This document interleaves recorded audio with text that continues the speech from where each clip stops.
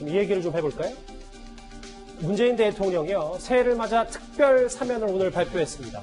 여러 인물들이 있지만 먼저 노동계에선 4년 전 민중 총궐기 집회에서 불법 시위를 주도했던 이 인물이 사면 대상에 이름을 올렸습니다. 화면부터 만나보시죠.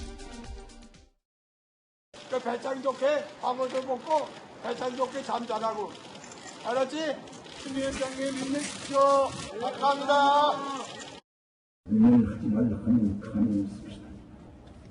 협박을 하는 졸음을 2015년 민중총궐 걸기 집회를 주도한 혐의로 실형을 선고받고 그 형 집행을 종료한 한상균 전 민주노총 위원장에 대해 노동 존중 사회 실현을 위한 차원에서 특별 복권을 실시합니다.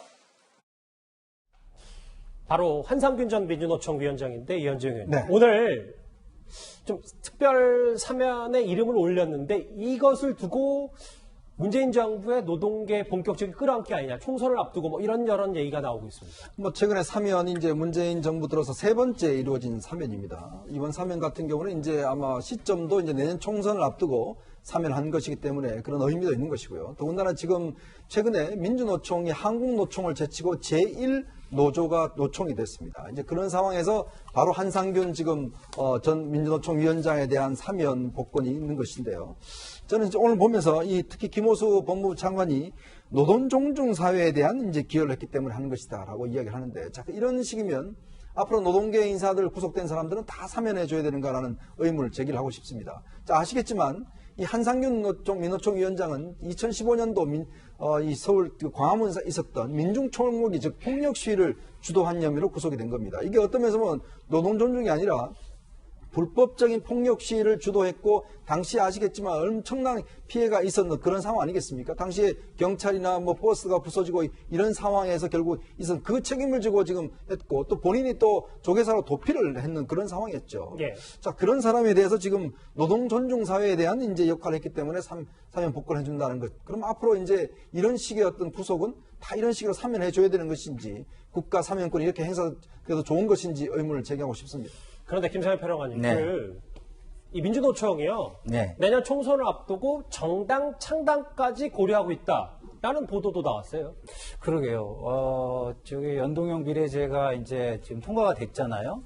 근데 지금 조합원 수가 96만 명 정도 된다 그러는데, 지금 그 투표인, 역대 그 선거에 투표할 수 있는 그 투표자, 선거인 수죠. 선거인 수가 한 4,200만 정도 되잖아요. 근데 거기에 이제 그 투표율을 생각해 보면 한 30-40% 투표한다 그러면 한 1,200만에서 한 1,500만, 1,400만 정도 투표한다고 본다면 상당히 그 봉쇄 조항은 아주 쉽사리 넘을 수 있는 숫자입니다. 결집만 한다면.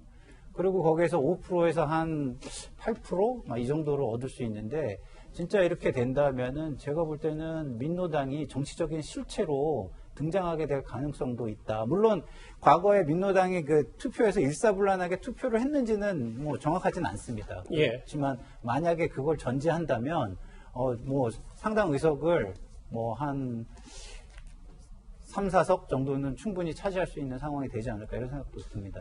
자, 오늘 단행된 특별 사면을 두고 정치권도 시끌시끌합니다. 자유한국당에서는 촛불 청구서 결재라고 비판했습니다. 서민 부담 경감이라는 것은 허울일 뿐 선거를 앞둔 내 편 챙기기, 촛불 청구서에 대한 결재가 이번 특별 사면의 본질입니다.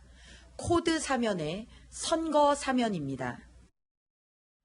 아까 한상균 위원장 사면도 좀 논란이 있다, 라는 얘기도 저희가 전해드렸는데, 장혜치 평론가님. 그런데 정치권도 이광재 전 지사 사면은 글쎄 지금까지 문재인 정부가 계속해서 원칙으로 세웠던 정치사범 사면 최소화, 이것과는 조금 다른 거 아닙니까? 사실 정치권에서는 결국에는 이광재 전 지사 사면시키기 위해서 구색을 맞춘 거 아니냐, 이런 이야기가 나올 정도로요, 상당히 영향력이 있는 사면인 것 같은데, 문재인 대통령의 사면, 첫 번째 사면 때는 정치범 정봉주 전 의원만 사면 혜택을 받았습니다.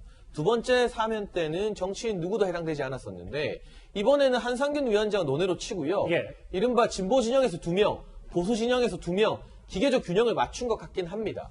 제가 문제 제기하고 싶은 것은 정치자금법 위반이기 때문에 사면 안 하겠다는 2017년에 청와대 발표를 이제 와서 어긴 것, 그것 이전에 청와대가 무슨 말을 했느냐?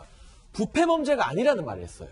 부패범죄가 아닌 단순 정치자금법 위반이니까 괜찮다는 취지인데 이광재 전 지사가 왜 정치자금법 위반으로 형을 선고받았는지 아십니까? 4차례에 걸쳐서 달러화로 총 12만 달러를 수수했습니다. 그 당시에 5만 원권이 없었기 때문에 정치인들이 고액의 정치자금 받을 때 달러화를 잘 사용했었거든요. 1억 3천만 원에 해당하는 12만 달러 받은 것 외에도 이후에도 저축은행 회장으로부터 1,000만 원 받은 것도 대법원에서 확정이 됐어요. 이번에 보수 인사로 같이 사면받은 공성진 전 의원, 골프장 카트업체 대표한테 현금 5천만 원 들어있는 카드 받았고요. 또 다른 기업 대표에게는 본인 아내의 운전기사 급여를 대신 부담하게 했습니다. 이런 범죄들이 12만 달러 받고 본인 아내 운전기사 급여 대신 내게 하는 이런 범죄들이 부패범죄가 아닌 겁니까? 문재인 정부에서 이광재 전 지사 사면해 주겠다고 이런 정도의 심각한 뇌물수수 사안을 가지고 물론 대가성이 없었기 때문에 뇌물이 아니라고 법적으로 이야기한다고 합니다만 국민 눈높이에서 봤을 때 이게 부패범죄가 아니면 도대체 정치인 누가 부패범죄에 해당할 수 있는 것인가? 본인의 측근 어떤 이번 총선에서 강원도 선거나 수도권 선거에서 돌풍 역할을 하거나 브레인 역할을 할 수 있는 이광재 전 지사 등을 사면하기 위해서 이 도덕적인 기준을 너무나 낮추고 후퇴시킨 것이 아니냐는 비판은 피하기 어렵게 됐습니다. 한상균 전 위원장과 이광재 전 지사로 대표되는 오늘 문재인 정부의 세 번째 특별 사면 얘기 저희가 짚어봤습니다.